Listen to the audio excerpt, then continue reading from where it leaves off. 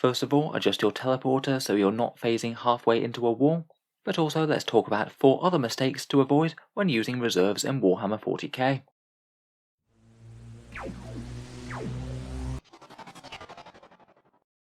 Hello and welcome back to Auspex Tactics, the strategy-focused 40k channel, where today we're talking all about using reserves, and in particular 4 main areas where you might slip up with using them. I must admit I do have a bit of a nostalgic memory for Deep Strike, when you had to try and deep strike close to the enemy, but if you scattered into the wrong place, you did have the potential for your squad being destroyed, representing reserves being shot down, or teleport mishaps such as Terminators phasing in halfway through a wall or something. It was always a little bit disappointing though when you didn't even get to set up your models in the first place, which I think is maybe why Games Workshop went with a bit more predictable model that they have in 9th. Anyway, let's jump straight into it and talk about 4 mistakes to avoid when using reserves in 40k. First up, while reserves are really quite a powerful tool in the army, I think you can certainly go far too heavy on the tactic, and generally speaking, the more units that you put into reserve, you're usually going to have diminishing returns. The main advantages of putting a threatening unit in Deep Strike is that it should be protected until it gets into strike range, and then it should be able to do damage to an enemy unit of its choice, and allow you to put a powerful punch just where you need it. If you go a bit too heavy on reserves against certain lists, then it really maximises your opponent's incentive to screen really well, and really think about the positioning of their units so they block out any deep strikers, so there aren't any good places for your models to drop. It's maybe more of a factor in 9th edition than it was in 8th. The board size is a fair bit smaller, so it's perhaps a bit easier to screen out entire zones of the board where you can't even drop, and if they keep all of their important units bowl wrapped with some cheaper ones, then they might force you to only drop and kill some chaff. Obviously, if you've gone in really heavy on the reserves, that's going to be an issue, as quite a lot of your army's not going to be all that effective anymore. As well as that, too many reserves could potentially lead you a little bit light on units on the first turn or two. In 9th edition, there's quite a big incentive to try and jump on objectives fairly early, so you don't miss out on all important primary points early in the game. If you've got tons of units in reserve, you might just be fighting a very one-sided battle until they do join the fray. I think usually in games of 9th edition, depending on your army, I think the sweet spot is usually around 1 to 3 reserved threats, maybe enough to force your opponent to try and screen as best they can, and force them to mess with their movement in that way, but not so many that you're at risk of being completely zoned out. In general, it does depend on your opponent as well. More elite armies with fewer screens usually means that you can justify more units in reserve, as they're likely to be able to jump in and deal damage to maximal effect on actual important units in the opponent's army. In general though, and certainly compared with 8th, the 9th missions really do force some commitment from your opponent to move up to the centre board to take those objectives, so just foot slogging units up to the centre of the board is a far better idea than it ever used to be. Next up, certainly don't fall foul of any intercept type abilities. You don't want your expensive pop-up deep strike threat to just get completely ruined because your opponent sacrificed 2 command points and shot them with a nearby unit. There are really quite a lot of intercept style abilities in the game right now, and more seem to crop up the more new codexes are released. Just as a general rundown, here are some of them, I'm sure there's more. The Space Marine Auspex scan. Alpha Legion have a similar stratagem within 18 inches. The Eldar Farseers can potentially have a unit nearby shoot a unit across the board with their forewarned stratagem. And there's plenty of other slightly more niche ones: Necron Death Marks, Guard Scions, the Admech Infoslave Skull, Inquisitor Kotias, Grey Knight's Wisdom of the Prognosticars, and Tau Early Warning Overrides. Obviously some of those are used far more than others, but it's certainly worth being aware if your opponent does have that option, and you need to consider it when you're putting down a unit. If the opponent does have something that's a legitimate threat to your models coming in, say something like a very scary Space Marine shooting unit that would delete something with Auspex scan, or a big squad of Dark Reapers next to a Farseer, then there certainly are a few ways that you can try and fox the abilities. With Auspex scan, if it's viable, then you can think about just dropping outside 12 inches of anything that you care about shooting you. And if the squad has a bunch of short-ranged weapons, say they had a bunch of flamers with 12-inch range, you might not even necessarily have to outrange the ability, but just outrange most of the flamers on the squad, so it's just not really worth it to use that Auspex scan. Otherwise, you could think about hiding out of line of sight, say dropping behind a line of sight blocking terrain, which is often very handy if you are trying to charge from deep strike or something, or at the worst if you are playing with absolutely tons of reserves and you're going to trigger the ability in one way or another, you could just go for a mass drop to overload the enemy. Except you might lose the nastiest threat to the stratagem, but hopefully all the other ones should get through.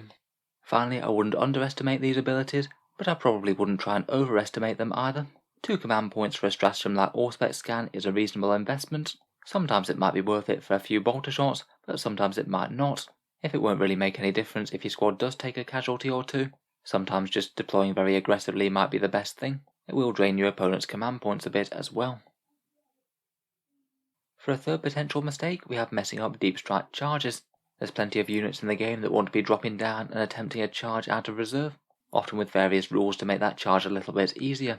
First up, I would certainly try and have realistic expectations as to how often your unit is going to get in.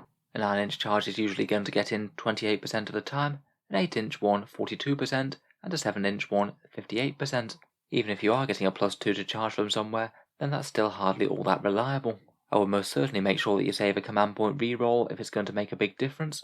With a CP reroll, a 9-inch charge goes up to a bit of a coin toss, just under a 50% chance to get in. An 8-inch is looking a bit better, 2 out of 3 charges making it, and a 7-inch becomes really quite reliable, getting stuck into the enemy 5/6 of the time. I'd maybe do your most important charges first, reroll the results if they fail, rather than starting with something a bit more minor, and then giving yourself the tricky situation where you're not sure whether or not to reroll something, or save that command reroll for the important one. If you are dropping in, I'd make sure that you don't wind up shooting yourself out of a charge range.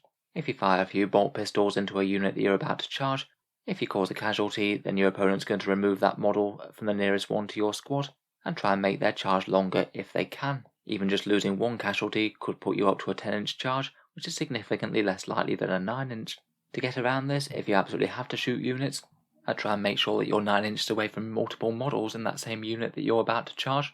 That way, if you do so, then it means that you won't increase your charge range even if they take a stray casualty or two. Otherwise, you could think about dropping in an intersection between 2 units so you're 9 inches away from both, shoot the one unit, hopefully deal some mass damage, and then charge the other. Otherwise, I'd try and make sure that you're not taking negative charge modifiers if possible. You really don't want to be charging on an 11 inches because you've got a -2-inch penalty for going through difficult terrain. If your opponent's hiding in a wood or something and you don't have the fly keyword, that could be a really big deal. It also means that you might not want to be dropping in difficult terrain yourself. Otherwise, there are a few other sources of negative charge modifiers, things like impulsors or repulsors having their grav wave stratagem, or the annoying Custodes Tanglefoot grenade, which could certainly break a deep strike charge very easily. Finally, as always in the charge phase, I will just keep Overwatch in mind. If it is going to be something really significant, it might often be possible to drop behind line of sight blocking terrain, stopping any Overwatch, and it's particularly a good idea if you don't have all that much shooting with your deep striker.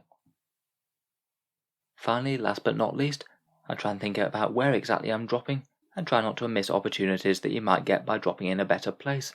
Usually where the reserves come in are going to be dictated by where the enemy models are. They might zone you out of certain places, or you might need to drop in one exact location if you want to be within range of a certain model to charge.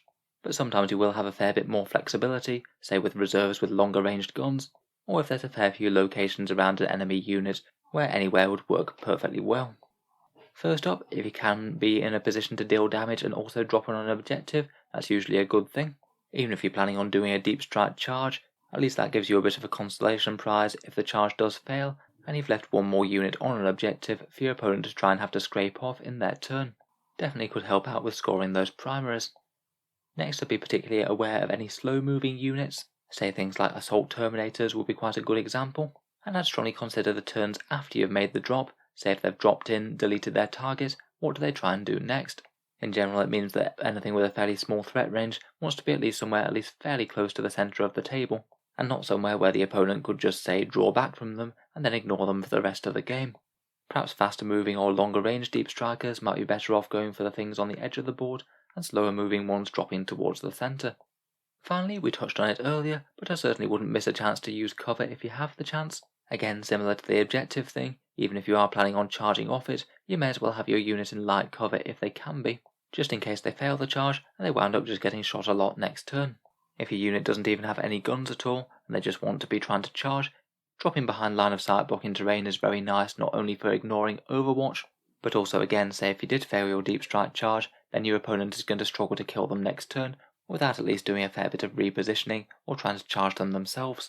I think all of these things are kind of nice to have if you can achieve them, but as I mentioned before, I'm not sure they'd always outweigh the chance of dealing absolute maximal damage and putting them in just the right position to kill the enemy.